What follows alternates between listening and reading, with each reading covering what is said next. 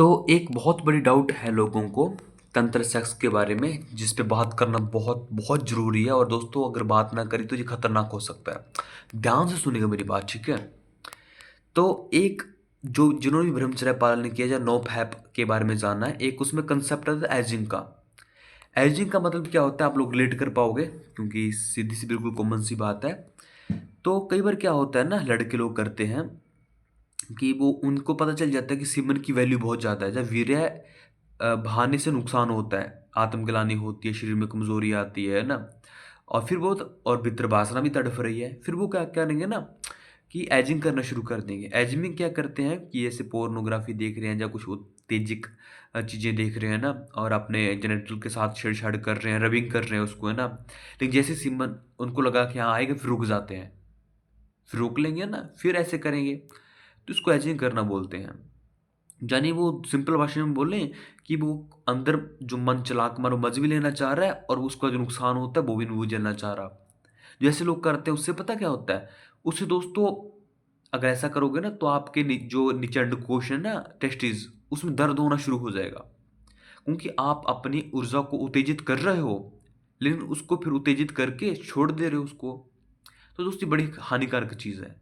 अब मैं तंत्रा की बात कर रहा हूँ, मैं कह रहा हूँ कि इसमें आपकी एनर्जी रिलीज़ नहीं होती है। लोग ना बड़े बुद्धिहीन है, इसको उसी से जोड़ रहे हैं। अच्छा, अच्छा, अच्छा। इसका मतलब कि इसमें आप इसमें ऐसा होता होगा, आप यही बता रहे हो ना? हाँ, हाँ, इसमें ऐसा होता होगा कि पेनिट्रेट करते होंगे वजाइना में, जो भी इंटीमेट इंटरकोर्स के दौरान व्यक्ति पेनिट्रेट करता है वो करते होंगे, ठीक है?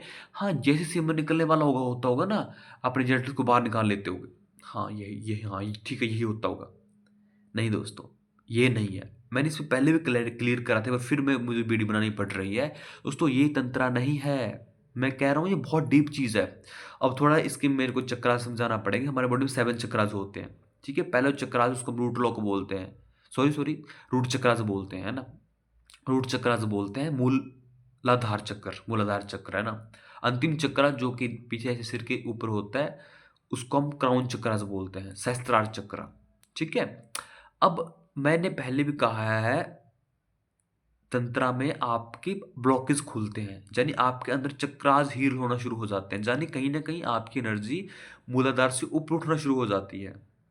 तभी तो वो एनर्जी ऊपर की तरफ जाएगी ना, तंत्रा में वो नीचे नहीं जा रही, क्योंकि आपने किया और नीचे तो गई नहीं, तो कहाँ जाएगी? फिर ऊपर जाएगी, ठीक है? लेकिन उसमें क्या कही जा रहे हो आप? जो जिसको आप तंत्रा समझ रहे हो, जिसको आप जो एजिंग होता है, उसमें तो आपने एनर्जी को, ठीक है, गर्म किया, अपने एनर्जी को एक्टिवेट किया, उसको मूलाधार पे ही छोड़ दिया। समझ रहे हो? वो भीतर सर्कुलेट थोड़ी हुई है और उसमें ऑर्गाज़्म भी नहीं होता है। उसमें सिर्फ़ आप रबिंग में जो आपको प्लेज़र महसूस होता है, वही फ़ील कर पाते हो आप। और जो एजिंग उसमें उसमें ऑर्गाज़्म नहीं होता, लेकिन मैं कह रहा हूँ तंत्रा में तो ऑर्गाज़्म भी होता है। तो ये कैसे पॉसिबल है कि ऑर्गाज़्म भी हो गया और वीर्य भी नहीं बाहर आया? यही कमाल है तंत्रा का, समझ रहे हो आप? तो मैं फिर दोबारा, क्योंकि बहुत सारे लोग कन्फ्यूज़ हो रहे हैं कि यही तंत्रा होगा, शायद तंत्रा दोस्तों ये नहीं है। मुझे पता है, मुझे और भी इस पे वीडियो बनानी पड़ेंगी।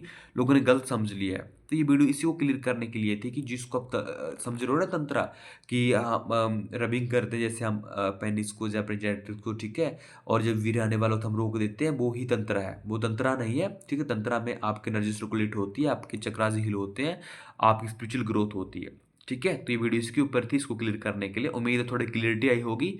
नहीं आई तो क्वेश्चन पूछ लीजिएगा, मैं आंसर दे दूँगा, ठीक है? बाकी और ज़्यादा समझने के लिए हमारी पूरी प्लेलिस्ट देख लीजिए। पूरी तंत्रा की प्लेलिस्ट हमने बना रखी है, व्हाट्सएप पे बात कर लीजिएगा, ठीक है? कुछ क्वेश्चन पूछना हो, मिलते हैं अगली वीडियो में। सभी को प्रणाम।